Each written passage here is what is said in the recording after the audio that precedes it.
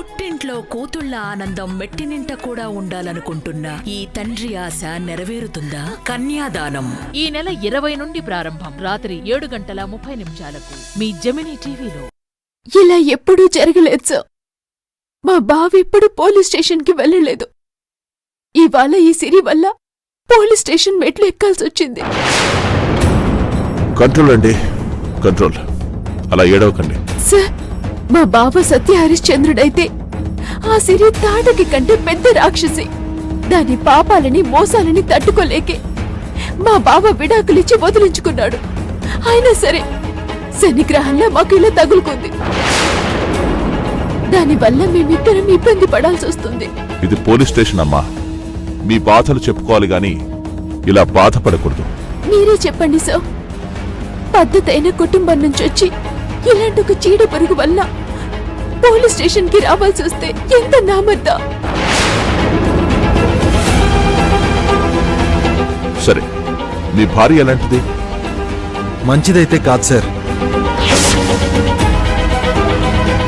తను red handed గా దొరికిపోయింది కాబట్టి నేరం నిరూపించబడితే కఠినమైన శిక్షే పడుతుంది. తను చేసిన తప్పులకి జీవితాంతం కారాగార శిక్ష పడినా తప్పు లేదు సార్. తనకెవరినైనా లాయర్ని మాట్లాడతారా? సార్, ఇలాంటి వాళ్ళు బయట ఉంటే మనకి నష్టం సార్. అందుకే తన వైపు ఏ లాయర్ వాదించకూడదు, ఎవరు జాలి చూపించకూడదు. జడ్జి గారు ఎంత శిక్ష వేస్తే ఈ సమాజానికి అంత మంచి జరుగుతుంది సార్. సరే, మీరేమైనా తనతో మాట్లాడాలంటే వెళ్ళి మాట్లాడుకోండి.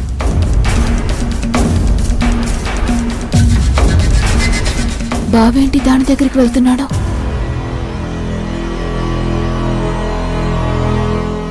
నువ్వు అసలు మనిషివేనా? చిన్న పాపని దొంగతనం చేసి ఎత్తుకుపోతావా? ఆ పాప ఎవరూ కాదు, మన కూతురే. నీకు కొంచెమైనా మనస్సాక్షి ఉందా? రిషి, ఇది నిజం. నీ అబద్ధాలకి అడ్డు అదుపు లేదా? మొన్న ఇదే నోటితో చెప్పావు కదా మన కూతురు ఆత్మలా తిరుగుతుందని. మరిప్పుడు మనిషిలా ఎలా మారింది? ఆ రోజు నేను పొరపాటు పడ్డాను. మన కూతురు బతికే ఉంది. చాలు, నన్ను పిచ్చోని చేసింది చాలు. ఆ రోజు ప్రేమ పేరుతో మోసం చేశావు. ఈ రోజు కూతురుందని చెప్పి మళ్ళీ మోసం చేయాలని చూస్తున్నావా? కాదు రిషి, నేను చెప్పేది నిజం. మన కూతురు హాస్పిటల్లో కోమాలో ఉంది. ఇంకా నేను నీ మాటలు వినను. ఇంతవరకు నువ్వు మనిషివన్న లెక్కలో చూశాను. ఇంకా నువ్వు నా దృష్టిలో మనిషిగా ఎప్పుడూ చచ్చిపోయావు. అభం శుభం తెలియని పసిపాపని దొంగతనం చేసి మన కూతురని చెప్పడానికి నీకు మనసెలా వచ్చింది? నీతో బంధాన్ని జ్ఞాపకాల్ని తుడిచేసుకున్నాను. ఇక నుంచి నీ పేరును కూడా నా ఆలోచనల్లోంచి తుడిచేసుకుంటాను. ఇంకెప్పుడు నువ్వు నాకు ఎదురుపడకు. ఇలా కేసుల్లో ఇరుక్కుంటే నా పేరు చెప్పకు. నువ్వు లేని జీవితం హాయిగా బ్రతుకుతున్నాను. ఇలా నన్ను బ్రతకనివ్వు.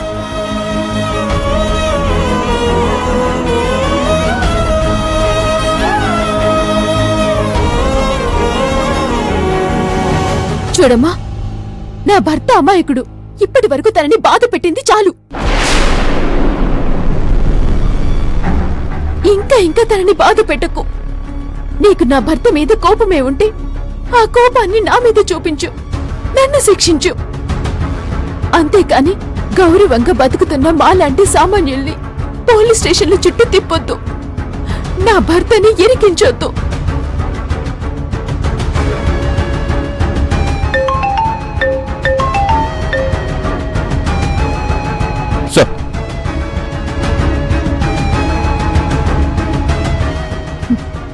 గాలం వేయకుండానే ఉచ్చులో పడ్డావే. ఇంక నీ బతుకు జైల్కే అంకితం. నీ కాళ్ళు పట్టుకుంటా. ఈ బడుగు జీవుల మీద నీ ప్రతాపం చూపించకు. మమ్మల్ని వదిలే. నీ బతుకు నువ్వు బతుకు.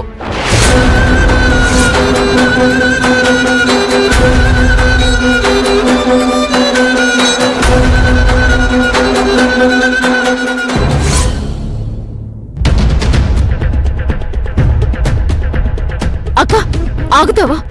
ప్లాన్ ఏంటో చెప్పకుండా హాస్పిటల్కి ఎందుకు తీసుకొచ్చావు? ఇంతకీ ప్లాన్ ఏంటి? ప్లాన్ అంటూ ఏమీ లేదే. అదేంటక్క, ఏ ప్లాన్ లేకుండా ఏం చేద్దామని? ఏం చేసైనా సరే ఆ పాపని రోజు అంతం చెయ్యాలి. అదేలా అక్క? హ, ఇది స్కెచ్ వేసుకుని పక్కా ప్లాన్ తో చేయాల్సిన పని కాదు. ఎంత తొందర పడితే అంత మంచిది. అవును, కానీ తనకి పోలీస్ ప్రొటెక్షన్ ఉంటుందేమో. ఆ దేవుడి ప్రొటెక్షన్ ఉన్నా సరే అది ఈ రోజు చావాలి. లేకపోతే నీకు దాని వల్ల ఎప్పటికైనా ప్రమాదమే. అవును, రేపటి రోజున అది బతికితే బావ దానికి సిరికి ఎప్పటికైనా దగ్గరవ్వచ్చు. తర్వాత నాకు దూరం అవ్వచ్చు. ఆ సిరికి రిషికి మధ్య ఉన్న బంధం ఈ పాపే. ఇది లేకపోతే ఆ బంధం ఎప్పటికీ నిలవదు. నిలవనివ్వను. పద. हाँ बेटी, स्ट्रेचर रेडी हो गया, चलो जाइए जल्दी जल्दी।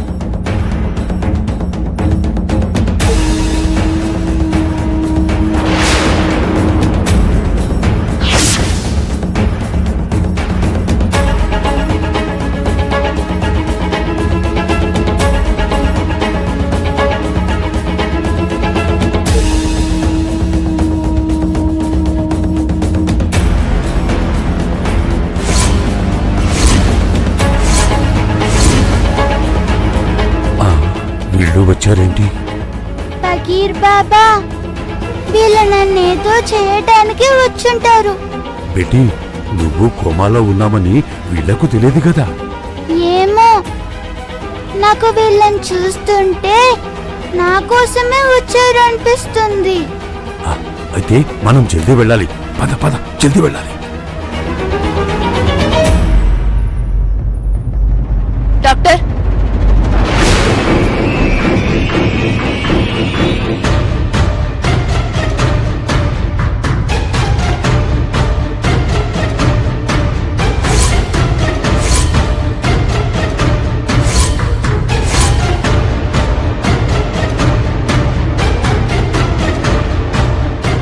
డాక్టర్, ఇక్కడ శిరీష అనే పేషెంట్ రూమ్ ఎక్కడ? వీళ్లకు శిరీష రూమ్ ఎక్కడుందో తెలియదు అనుకుంటా. వీళ్లకు ఏదో ఒకటి చెప్పి నాది పని నేను తొందరగా చేసుకుపోవాలి. Go left and right. రాక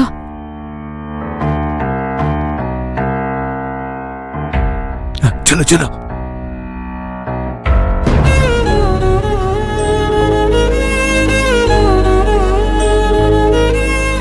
శ్రీను, సార్, ఆ అమ్మాయి మీద నీ ఒపీనియన్ ఏంటి?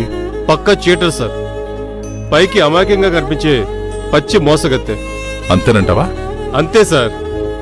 నాకెందుకో ఈ అమ్మాయి జెన్యున్ గా అనిపిస్తుందయ్యా. ఇందాక తన మాజీ భర్త పక్కనొచ్చిన అమ్మాయి ఉందే, తనే కిలాడీలాగా ఉంది. సార్, బొగుడి కోసం అంతలా ఏడ్చింది. ఆమెకి ఎలాడీలా ఎలా అనిపిస్తుంది సార్?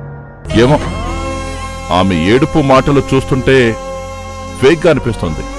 అంటే రెడీ హ్యాండెడ్ గా పట్టుబడిన ఈమె ముద్దాయి కాదా సార్? ఏదో మతలబుంది. అదేంటో మనకు కనిపెట్టాలి. తండ్రి ప్రపంచంగా బతుకుతున్న మా 5 అక్క చెల్లెళ్ల కథ కన్యాదానం మెగా డైలీ ఈ సీరియల్ నెల 20 నుండి ప్రారంభం. సోమవారం నుండి శనివారం వరకు రాత్రి 7:30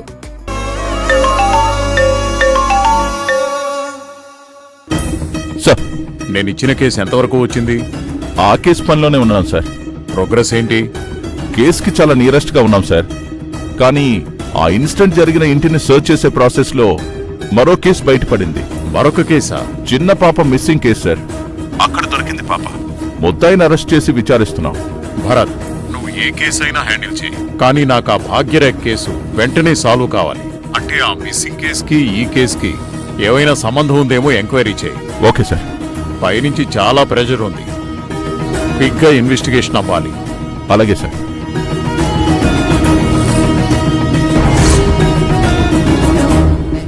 పాప బాడీలో ఇన్ఫెక్షన్స్ ఏమీ లేవు, అంత క్లియర్ గా ఉంది. ఆపరేషన్ ఎప్పుడు చేద్దాం మేడం? ఫస్ట్ ఈజీగా పాప ప్రాణాల్ని పోయేలా చేయాలి. తర్వాత ఆర్గాన్స్ ని ఎవరికి తెలియకుండా తీసేసి చనిపోయిందని హాస్పిటల్ ట్రస్ట్ వాళ్ళకి చెప్పి బయట ఖననం చేసేయాలి. ఇది మన ప్లాన్. సరే, పాప బాడీ అస్సలు ఇన్ఫెక్ట్ అవ్వకూడదు. అందరం బయటికి వెళ్ళిపోదాం. నేను ఆ ఇంజెక్షన్ నీకు ఇస్తాను. నువ్వు పాపకి చాలా జాగ్రత్తగా ఇవ్వాలి. ఆ తర్వాతే మనం ఆర్గాన్స్ తీయగలం. అలాగే మేడం. ఉమ్.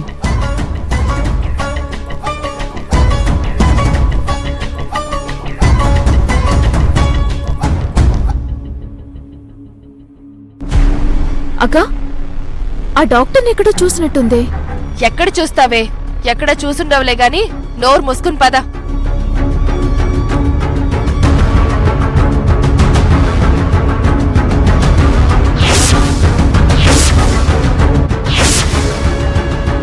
ఫకీర్ బాబా ఇప్పుడు ఎలా? కంగారు పడుకోబెట్టి మై హూనా చూడు వాళ్ళని ఎట్టా బురుడి కొట్టిస్తాను.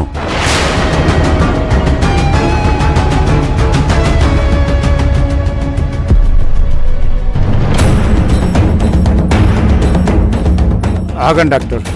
లోపలికి డాక్టర్ మాళవిక గారు ఎవరిని లోపలికి వెళ్ళనివద్దన్నారు. ఆవిడే నన్ను రమ్మన్నారు. ఏదో స్పెషల్ కేసుట కదా, అందుకే వచ్చాను. వద్దంటే చెప్పండి, వెళ్ళిపోతాను. లేదు లేదు వెళ్ళండి. ఓకే.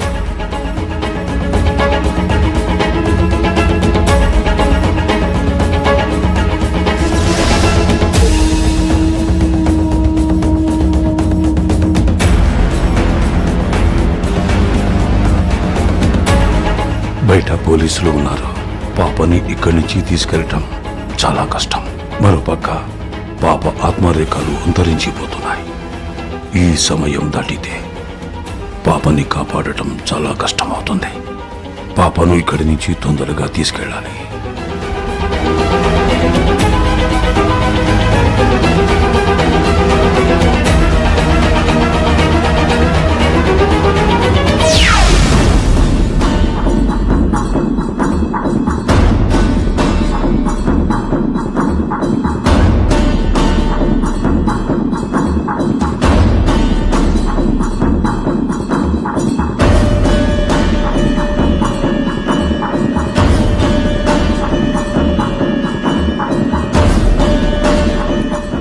మౌలానా సాబ్, మీరు ఇచ్చిన శక్తితో ప్రయత్నం చేస్తున్నాను.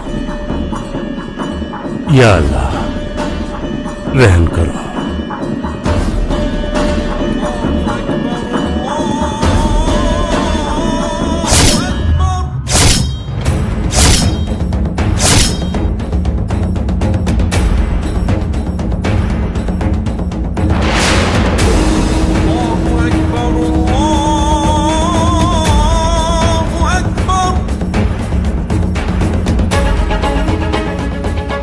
ఏంటి డోర్ రావట్లేదేంటి? ట్రై చేయండి మేడం.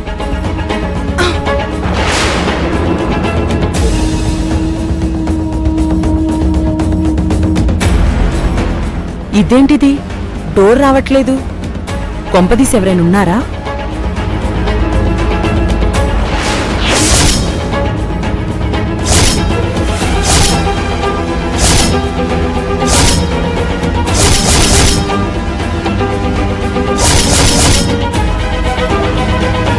రే పకీర్ తలుపు తీరా. అరే పకీర్, రే పకీర్, లోపల ఏం చేస్తున్నావురా? పకీర్, పకీర్, తలుపు తీరా, తలుపు తీరా. డాక్టర్ ఏమైంది? లోపలికి పకీర్ వెళ్లి తలుపేసుకున్నాడు.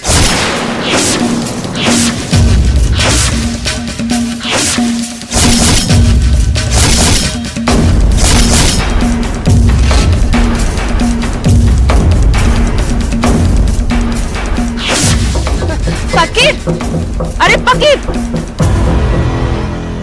ఈ పకీర్ తలుపు తీ. పకీర్, ఏ పకీర్, ఏ తలుపు తీరా.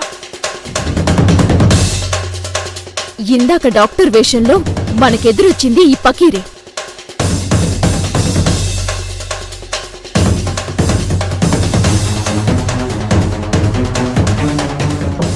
ఈ పకీర్ తలుపు తీ.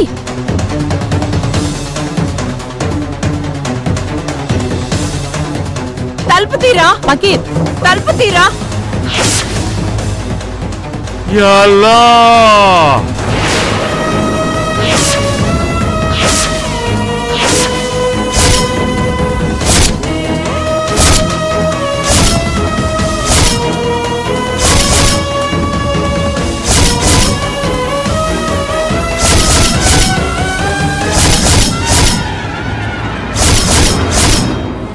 పకీర్ బాబా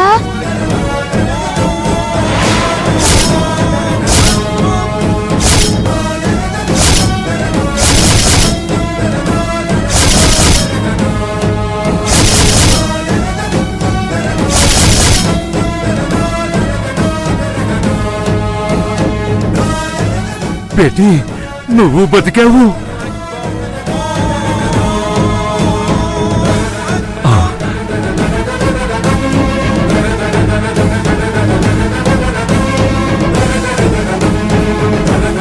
బాబా ఏమైంది?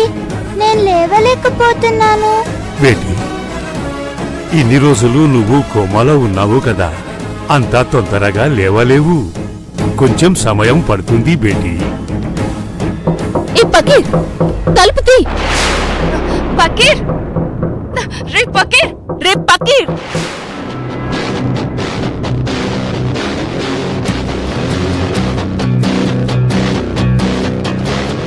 యా అల్లా.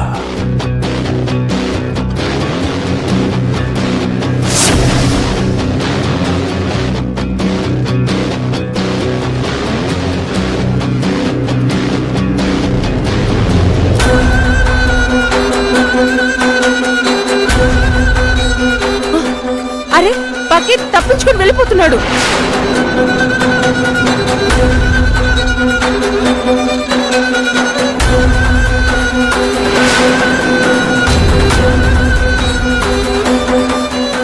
హాస్పిటల్ బ్యాక్ డోర్ నుండి పారిపోతున్నాడు. పట్టుకుందాం పదండి.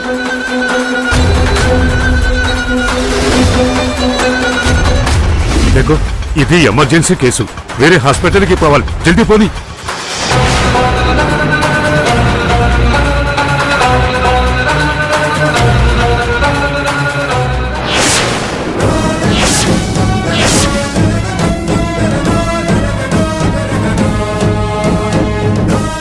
ఈ పకీర్ ఇంతలోనే ఎలా మాయమైపోయాడు?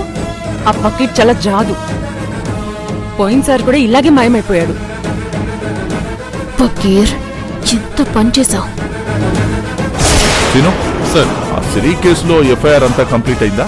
అన్నీ అయిపోయాయి సార్. మళ్ళీ చెక్ చేసుకోండి. కోర్టుకి తీసుకెళ్ళాలి. అన్నీ రెడీ సార్. ఓకే, వెళ్ళి తనని తీసుకురండి.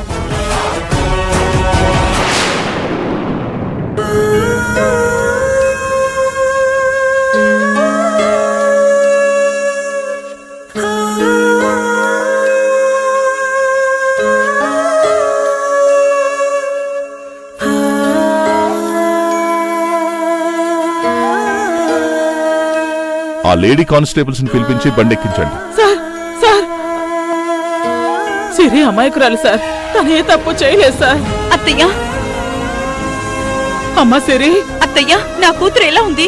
హాస్పిటల్లో పోలీసులు జాయిన్ చేశారమ్మా. ట్రీట్మెంట్ జరుగుతోంది. పదండి. ఎక్కడికి తీసుకువెళ్తున్నారు? కోర్టుకి. సార్ నిజంగా తన దగ్గర ఉంది తన కూతురే సార్. అలా మీరు నేను మామూలుగా చెప్పేస్తే సరిపోదు, సాక్ష్యాధారాలు ఉండాలి. సార్ సొంత కూతుర్ని తల్లి సాక్ష్యాధారాలతో నిరూపించడం ఏంటి సార్? చట్టానికి ఒక ప్రాసెస్ ఉంటుంది. ఆమెకు ఆ పాప సొంత కూతురే అయ్యుంటే డిఎన్ఏ టెస్ట్ చేయించాలి. అయితే చేయిద్దాం సార్. అప్పుడైనా నా కోడలు నిరపరాధని నిరూపించబడుతుంది. డిఎన్ఏ అంటే అంత ఈజీగా అయిపోదు. దానికో ప్రొసీజర్ ఉంటుంది, కొంత టైం పడుతుంది. ఇదంతా కోర్టు పర్మిషన్ తో జరగాలి. దేవుడి సాక్షిగా పాప తన కూతురే సార్. కోర్టు దాకా వెళితే చాలా టైం పడుతుంది. ప్లీజ్ మీరే ఏదో ఒకటి చేయండి ప్లీజ్ సార్. సారీ అండి, నా చేతుల్లో ఏం లేదు. నా డ్యూటీ నేను చేస్తున్నాను. కోర్టు టైం అయిపో వస్తుంది. ఈలోపు ఆమెను కోర్టులో ప్రొడ్యూస్ చేయాలి. తీసుకురండి. అమ్మా సిరి, ఏంటమ్మా నీకీ కర్మ? ఇన్ని రోజులు కూతురు లేదని బాధపడ్డావు. ఇప్పుడు కూతురున్నా నీ కూతురని నిరూపించడానికి బాధపడాల్సి వస్తోంది. అంతా నా తలరాత అత్తయ్య. రండి. సిరి,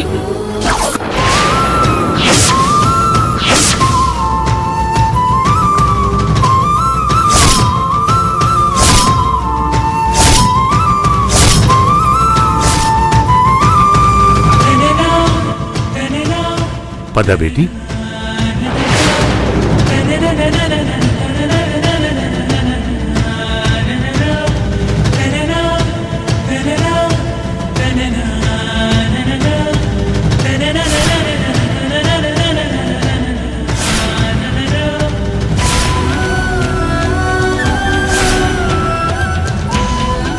అమ్మా శిరీష, నువ్వు నాకు కనపడుతున్నావేంటమ్మా? అమ్మ శిరీష నాకు కనపడుతోంది.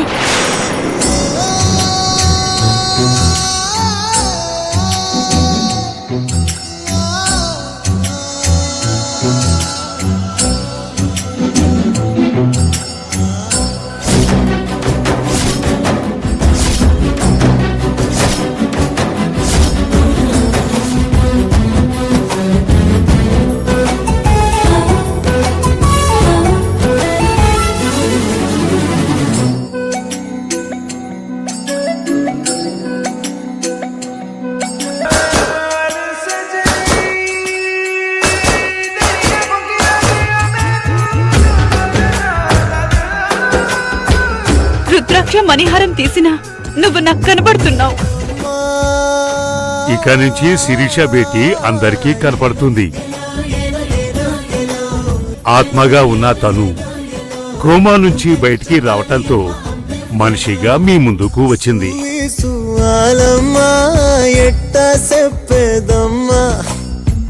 నువ్వే గీసిందమ్మా